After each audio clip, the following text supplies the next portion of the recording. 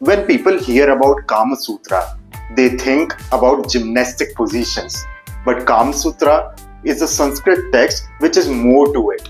It covers relationship, consent, pleasure, same sex intimacy, and yes, the third nature also. Let's see what Vatsayana have written in this old text and how the modern history and the translation changed the whole narratives.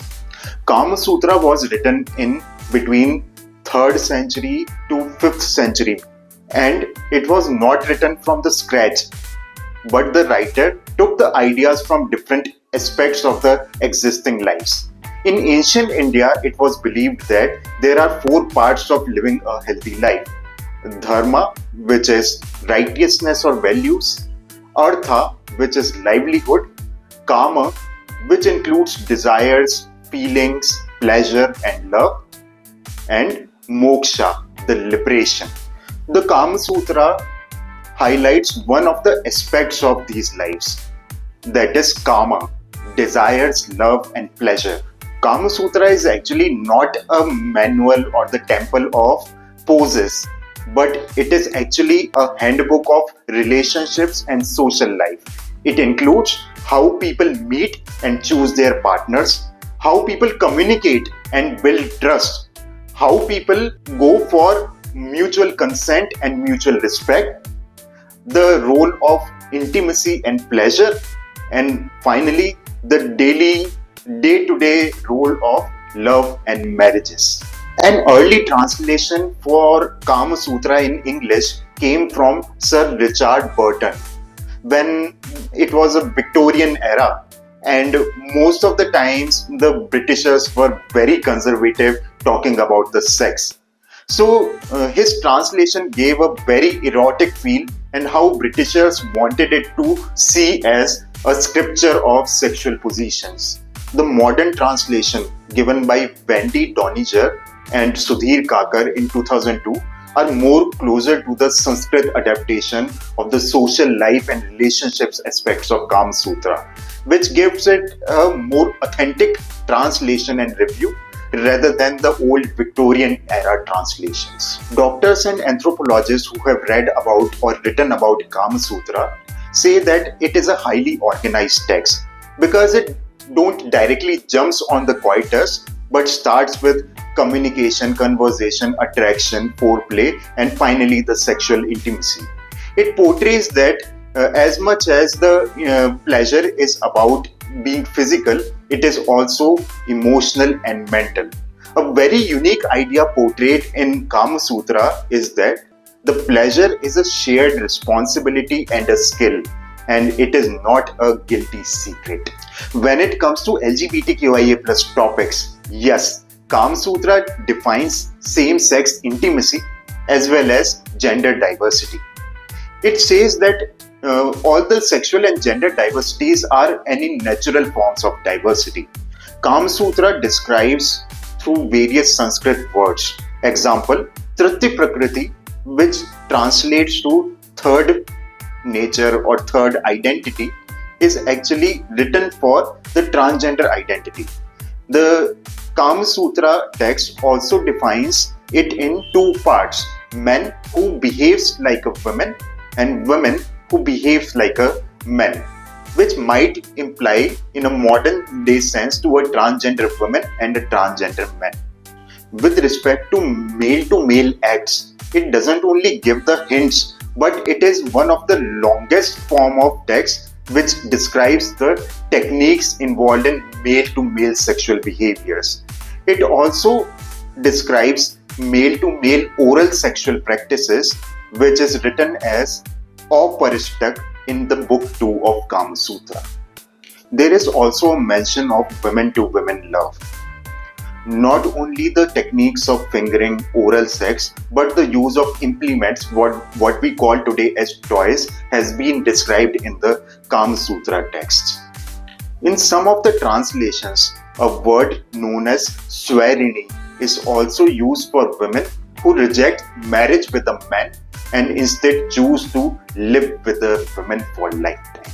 Sir Richard Burton used the term eunuchs to define a very different category of people, which blurred the reality. However, newer scholars like scholar Wendy Doniger highlights that how the use of term eunuch, which is also a translation in Sanskrit for kilaba, is an insult, is not used in Kamasutra. Kamasutra instead used a third nature frame, which is more neutral and more respectful for the person. That shows how the language and translation, and specifically the Kamasutra text, is not a moralizing text, but it was genuinely documenting the human diversity. Hence, Kamasutra is not using the words like gay, lesbian, or trans in the modern lives, in a modern ways, but instead it is trying to describe the social roles, behaviors, and pleasure and intimacy as prevalent in the human diversity and society. Kamasutra is just one of the books from a bigger, richer tradition. Across Sanskrit language, literature, and even the local languages, scholars have collected from centuries ago multiple stories, plays, poetry, songs, and books which are about the same-sex desires and same-sex intimacy. They have descriptions about male-to-male love, female-to-female love, as well as about the person who transcend across the binaries of the existing men and women in the society as per their gender identities. So it is not an imported modern concept, rather it is always there in our tradition and in our society as an incredible form of human diversity. For example, you must be knowing that the temples of Khajuraho also have depiction of same-sex desires as some experts interpret. Secondly, in our ancient law codes, Ayurveda and medical treatises, there are a certain persons who are known as or reflected as Napunsaka or Kilba, which are described for a person who identify as something different from the existing gender roles. Such diversity was very natural and existing in our traditional societies. So how can we benefit from the text like Kama Sutra in the present day context? Do you remember that Navtej Singh Johar versus Union of India judgment of 2018, which partially strike down section 377 and give the right of love to the same gender couple, which should always be there? So Kama Sutra was referred to in section 377 judgment not as a pro-LGBTQIA plus text, but it portrayed the idea that same-sex desire is not a modern concept or not a westernized concept, but it was existing in our own cultures and society in the South Asian context from the centuries ago. Modern Indian public health research can also refer back to these classical resources. But why? Because acknowledging this historical diversity can help in reducing the stigma in the society. For example, public health can teach our doctors and healthcare providers that gender variance and same-sex diversity have always been part of our culture and society. Then the healthcare providers might be more empathetic and more concerned with less biases about the LGBTQIA plus community. In modern days, if you want to read or learn about Kama Sutra, you have to read the translations, but be careful. The Victorian era translation might be written from the expectations of the audience of British, and the modern day translation might have different connotations. So it is very important to know that the same paragraph in a translation feels very different based on who has written it. The words like Swerini, Kilba, or Napunsaka, you might not find a very straight equivalent to these words in the modern day times, because these terms might not always be an insult but may be written in a more descriptive form or the social categories of those times. Kama Sutra was never written in isolation. If you really want to understand the social aspects, the gender diversity and sexual desires of those times, Try to read Kama Sutra along with other literature of the same time, the temple carvings, the poetries, the sculptures, etc. To take a holistic view and a full picture of the stance.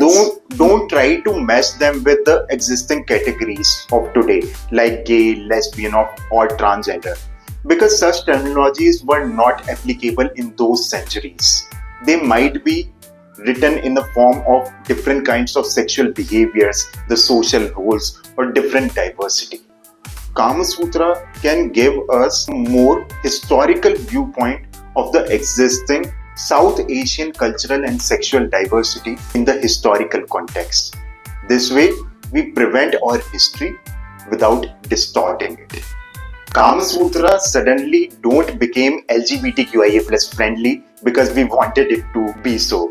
The actual thing is that the descriptions of same-sex acts, same-sex behaviors and roles, as well as gender diversity and variance away from the binaries of this society were already described 1500 years ago in that classical text. Read carefully across translations, across literatures, and you will find out that such stories in a layered form were already existing in our country and history in a form of pleasure, gender, roles, desires, intimacy beyond the binaries. Let our history be part of us and let it be the part of every classroom. Thank you.